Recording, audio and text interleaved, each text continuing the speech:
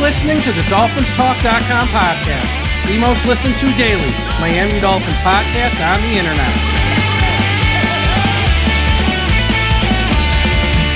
Miami's got the Dolphins, the greatest of all. Come on, Dolphins fans.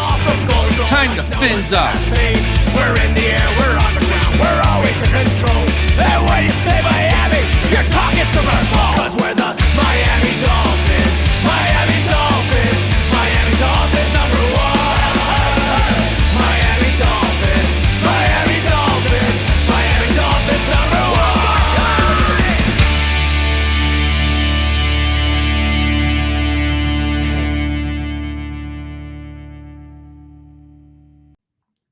Good afternoon, Miami Dolphins fans. How are you today? And thank you for listening to the DolphinsTalk.com podcast on this Monday, July the 29th. I am your host, Michael Leva, flying solo today, as we're going to break down everything that took place on the practice field earlier this morning when the Miami Dolphins held their training camp practice, the first practice in pads.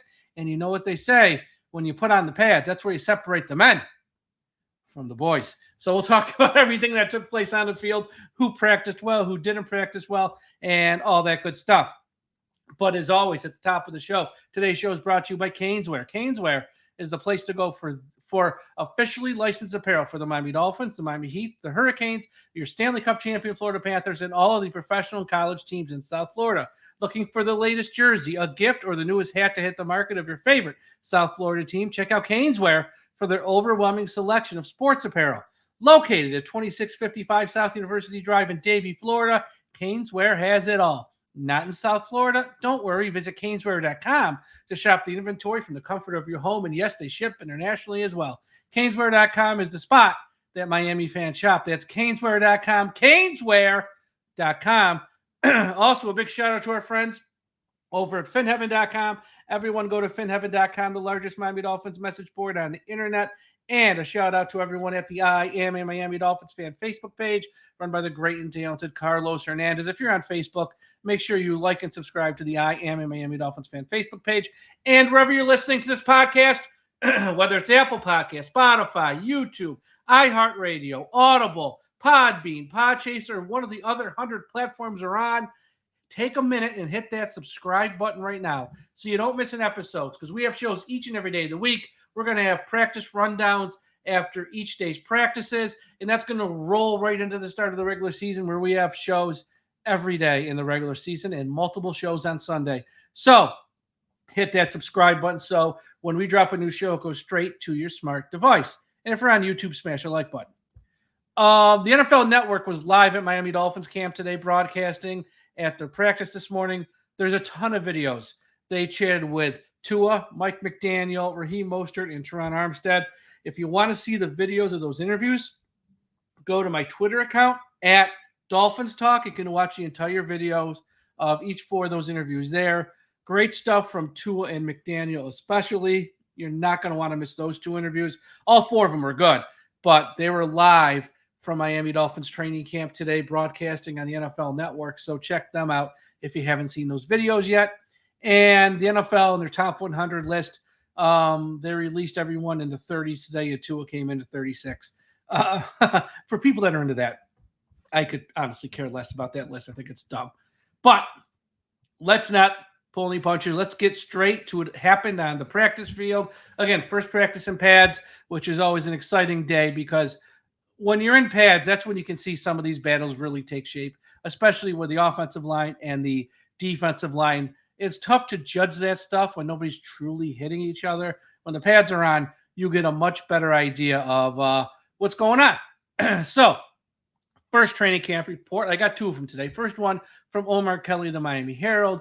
Tua Tagovailoa was sharp. He delivered a 15-yarder to River Craycraft to open practice, then was on the money with a 20-yarder to Jaylen Waddle, and then he connected with Tyreek Hill on a 20-plus yard slant. Tyreek Hill was in and out of practice today. Again, it's July, so you can't run these guys into the ground, especially your core players, your key players. So Hill skipped certain parts of practice just to rest, but he did participate in other parts of practices, and expect to see that a lot. I know when Armstead was on with the NFL Network today, he spoke about how his first practice in pads will be on Tuesday. He sort of sat out today, and how the team has him on a quote-unquote plan to preserve him and make sure he's healthy for the start of the season, something that did not happen last year. So, some of these guys are in and out of practice. Don't read much into it, especially still now. It's still July. Omar said Tua was quick and accurate with his passes today. Emmanuel Ogbah broke free on Tua, but he got to the ball. But he got the ball off to Alec Ingold for a short gain before Ogbah was able to not hit him, but put hands on him as a quote-unquote sack. Tua escaped pressure as well from Ethan Bonner on for a modest completion. So there was some pressure. Tua being elusive, got away and got the ball out before it was a quote-unquote sack, even though nobody's being sacked. Tua was good, but not perfect. He barely overthrew Waddle on the throw that traveled at least 50 yards. Rookie edge rusher Chop Robinson had pressure on Skylar Thompson that led to a rushed incomplete throw. And Quentin Bell came close to Tua on another play. It might have been ruled a sack. Bell continues to have a strong camp in his bid to earn not just a roster spot, but a role in the rotation since we don't have Phillips and Chubb back yet. Rookie Muhammad Kamara also had a quote-unquote sack in this practice. Cornerback Jason Marte, I believe that's how you say the last name, the undrafted Wisconsin rookie, intercepted a Mike White pass on a poor throw. And per Omar, through these 5 or 6 practices, 5, I think, backup quarterback play remains an issue. That's something I spoke about on the show yesterday. I know it's only a week. I know we're in July. Mike White and Skylar Thompson have been dreadful so far. Now, it's July, but not good. And these guys have been in this offense for multiple years. Mike White's played in more than a handful of games. Well, with his time with the Jets, this is, God forbid something happens to Tua. That's all I'm going to say. He said both White and Thompson have been erratic, mixing poor throws with pretty good ones. Thompson had the better day on Monday over White. On the negative side, Thompson had a pass tipped by Zeke Vandenberg that was intercepted by Jalen Ramsey. Vandenberg, who missed his rookie season with an injury, has flashed an inside linebacker so far in this first week of training camp. Thompson had 2 exceptional plays on Monday. Chop Robinson might have had a sack on Thompson, but the play continued, and he threw a 60-yard deep touchdown to Tyreek Hill. Earlier before that, Thompson hit Braxton Berrios on a crisp crossing pattern.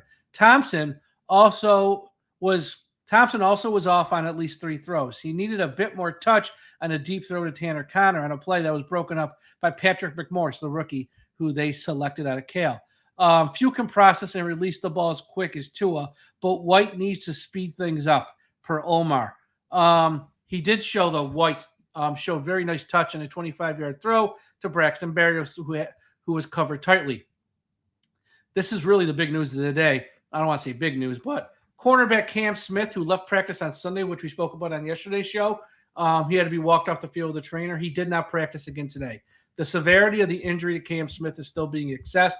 We don't know as of today. Maybe what's tomorrow? Tuesday. Yeah, I think they're off Wednesday. So hopefully on Tuesday, we'll get an update on Cam Smith. But right now, he did not practice after leaving practice early on Monday or on Sunday, I mean. So hopefully it's nothing.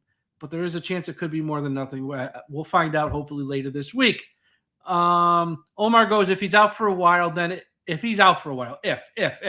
it'll be a 3-player race among Kader Kohu, Nick Needham, and Ethan Bonner for the 3rd through 5th cornerback spots.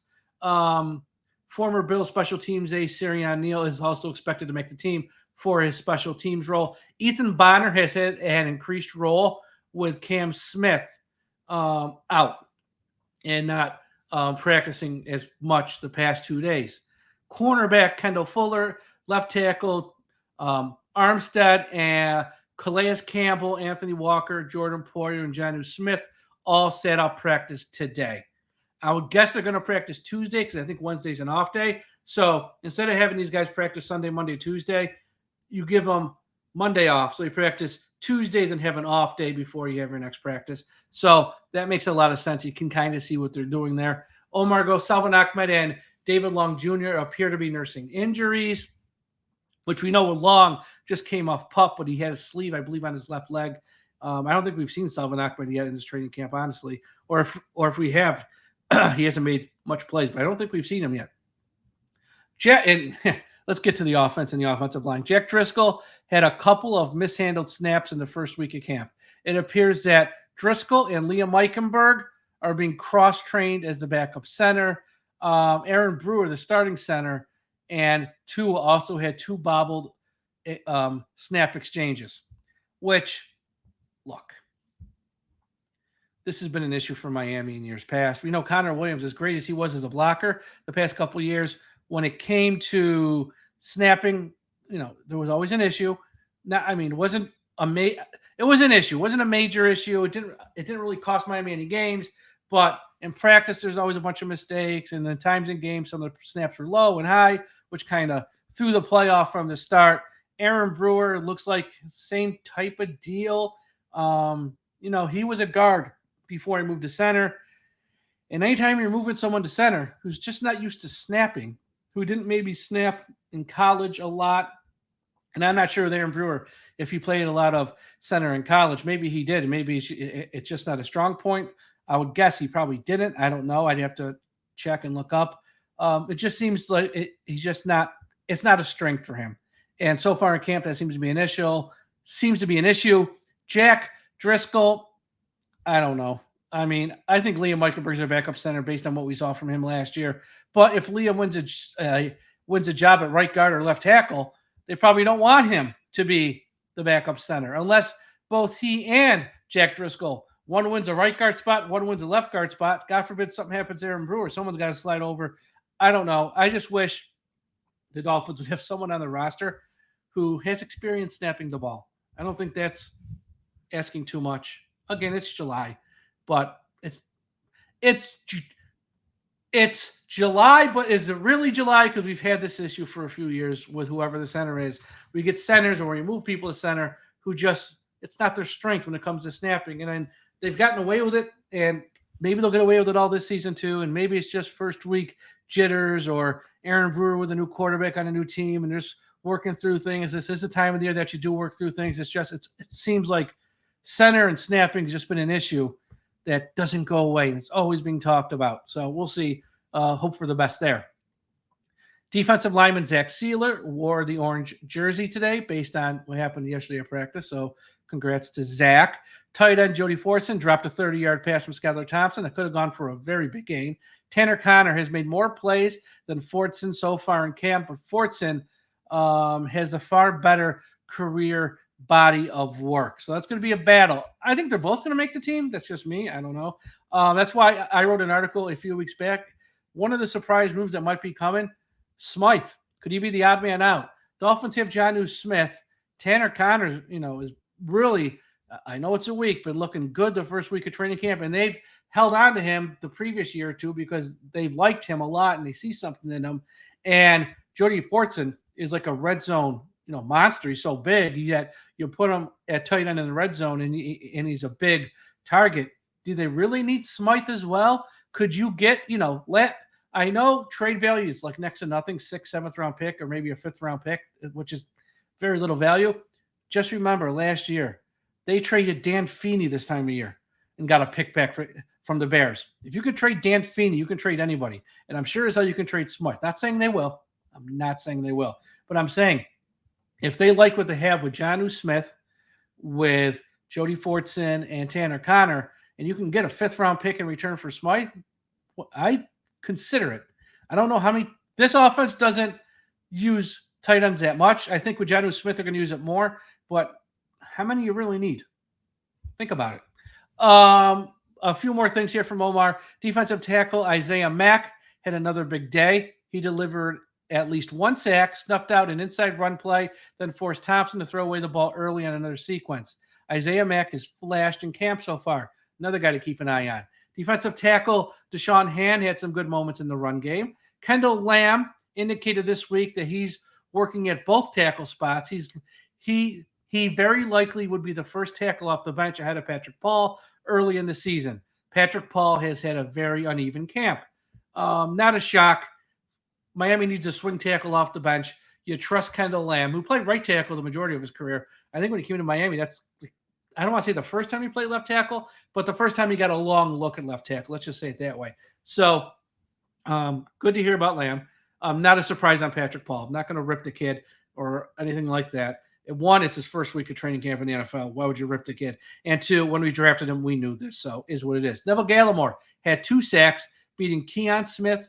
An offensive line coach, Butch Berry, then coached up Smith after he got beat. Right tackle Austin Jackson had a false start and then was beaten by Zach Sealer for a sack. Tennessee rookie Jaylen Wright showed his elite quickness, turning the corner for a 12-yard gain. But Wright also dropped a 5-yard throw from Skylar Thompson. Elijah Campbell had a nice run stop on Devon Achane. So that was Omar Kelly's training camp notes. Now I'm going to read you some training camp notes because I always like to get more than one perspective because there's so much going on. One person can't see everything.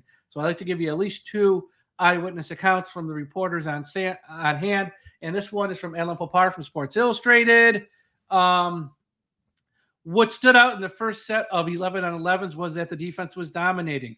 Understanding that pass rushers stopped before getting to the quarterback, Chop Robinson, Neville Gallimore, and Jordy Brooks each had a sack, and Quentin Bell also had a pressure. Chop Robinson had a pretty impressive set, working mostly against Patrick Paul. 2 of his first 11-on-11s was a completion over the middle to Craycraft. His best throw of the session was a slant to Waddle. He also had a nice throw to Tyreek after he rolled out to his left, but that came after Jordan Brooks got to him very quickly, and he stopped before reaching him. In a real game, he might have actually sacked him, but he got the red jersey on too, and nobody touched him. Emmanuel Agba got to Raheem Mostert right away after a pitch, and he also might have been held by the offensive lineman on a play. So Agba, while being held, blew up a play and stopped Raheem Mostert. Quarterback Skylar Thompson had a very rough day, including 2 fumbled snaps and an interception by Ramsey after the pass was tipped. Thompson did have a 61-yard bomb to Hill. We spoke about that. Hill made a nice diving catch on a Skylar Thompson pass late in practice. In addition to a sack, Jordy Brooks also had a couple stops in the run game. Isaiah Mack had a covered sack on Mike White late in practice after he had a sack earlier. Thompson had a nice tight throw to Braxton Berrios on a play where Waddle was also in the receiving area. In the second set of 11-on-11s, Tua was having issues with snaps as he dropped 2 of them. And from viewing vantage point where he was sitting, Alan, it didn't appear to be anything significantly wrong with either of the snaps from Brewer. So again, this is why I like to get multiple people's opinion. Alan Poyer saw this. He goes, it's really not Aaron Brewer's fault. Tua dropped the ball in those 2. So maybe we don't have a problem with the center and snapping. You want to get multiple eyeballs because, again, everyone can't see everything at the same time. They're not all sitting in the same area, and it's a different perspective. Who's right, who's wrong? I don't know. You don't know. But it might not be an issue with snapping and center. It might have been our quarterback just dropped the ball. Nick Needham had a strong day in run support. Tackle Keon Smith had a really bad snap when he moved early on the snap. Then he was beaten outside by Mohamed Kamara. Zach Sealer got close to the quarterback on a couple of occasions. On a pass play that resulted in an incompletion, rookie Grayson Murphy was mugged by the offensive lineman and likely would have drawn a flag if they had officials on hand today. Agba got right on top of Tua on a fake handoff and maybe would have had a sack if the play continued. What else we got here? And Tua was one long pass today to Waddle, who was wide open, but it was a bit overthrown. So a day where the defense probably had the better of the offense. Again, not a surprise. Early in camp, the defense is usually ahead of the offense with these things. So a good day for the defense, but also it sounds like Tua is still as sharp as he was last Friday. So for a quarterback he just spent all this money on, it's good to hear that he is coming out on fire and really throwing BBs out there and hitting his receivers for the most part in a practice. So that's good there. Offensive line, look, we knew coming in this camp, when you lose Robert Hunt and Connor Williams and spend pretty much zero money. I know they signed Jack Driscoll and they brought back Isaiah Wynn. To me, that's spending zero money. That's not taking the position seriously. When you lose 2 starters in Hunt and Connor and do absolutely nothing, yeah, you might have offensive line issues. And I know Chris Grier might not be worried about it. I'm raising my hand. I'm a little worried about it. I can't wait to see when they're in the joint practices with Atlanta on August 6th. Until then, I take this all with a grain of salt. When they're in those joint practices with Atlanta, I want to see how this offensive line looks then. Not that Atlanta is the 85 Bears, and I know it's a joint practice where there's limitations. But let me see them line up against another team and how they perform there. And then you'll get an idea of what this offensive line's like. And I have been against them heading out there and signing any current available free agent offensive lineman because I've seen who's out there, and I don't think any of them are all that good or that much better than what we have in-house. But with the new deal from Tua and the new salary cap space to have, if they want to go out there and buy someone for a year, give them a 1-year deal, I should say, not buy. Give them a 1-year deal. If the offensive line still has a bunch of false starts and still having issues with snap, I mean, go for it. 1-year vet minimum deal. I mean, who's going to complain about that? Nobody. But yeah, that's probably the big takeaway here is that the offensive line play hasn't been good. Sounds like the defense, which again, it ties into the offensive line play. If they're looking great on defense, you can get excited, but maybe they're all looking good because the offensive line play has been so bad. So who knows? It's only July 29th. Long way to go. But yeah, that's where we are. That's what happened on Monday's practice. We'll be back with a show tomorrow, breaking down what happened on Tuesday's practice. I would guess another practice in pads, which it is, because I heard from Armstead. Again, if you want to see those interviews from the NFL Network, Tua, Mike McDaniel, Armstead, Mostert, go to Twitter at DolphinsTalk. Watch all 4 videos. I also got a video up from the Pat McAfee show. They discussed Tua and his contract up at the website, DolphinsTalk.com. Dan Patrick of ESPN. Not a fan of the contract the Dolphins gave Tua. Dan Patrick, strongly against the contract the Dolphins gave Tua. I did a show the other night saying, the fan reaction and the media reaction, which people in the media love the contract, which ones were lukewarm about it, which ones hated it. Put Dan Patrick in the hate column. In fact, I said James Jones hated it the most. We have a new clubhouse leader. Dan Patrick, formerly of ESPN, now has his own show, hates it the most. Okay, and he goes through all the reasons that why he hates that the Dolphins gave Tua $212 million, $167 million guaranteed. If you want to hear why Dan hates it, go to the website DolphinsTalk.com and hear Colin Cowherd, not as shocking, hates it as well. We got that video up on the website at DolphinsTalk.com. But then we got other videos from Pro Football Focus and some other ones of people who actually agree with the deal, like the contract Miami gave, and gave their reasons why they liked it. So we have a cross section, folks. We don't filter this stuff. We have the positive, we have the negative. We're not going to filter. We're not going to, pretend like people aren't saying bad stuff about our team. If you want a cross section of opinions, I always say, as a fan, tell me everything. I want to hear the good. I want to hear the bad. I'll come to my own conclusion. Tell me everything. I don't want to be lied to and have smoke blown up my fanny. Tell me everything. So check out all these videos up at DolphinsTalk.com, wherever you're listening to us. Again, subscribe, Apple Podcast, Spotify, iHeartRadio, YouTube, Audible, Podbean, Podchaser. Subscribe. So whenever a new show drops, it goes to your smart device. If you're on YouTube, smash that like button right now. Don't wait a second. And yeah, that's all. Everyone have a great Monday night. Have a great Tuesday if you're listening on Tuesday. We'll talk to you again after a while. And folks, don't forget, we still must put an end to highway profanity.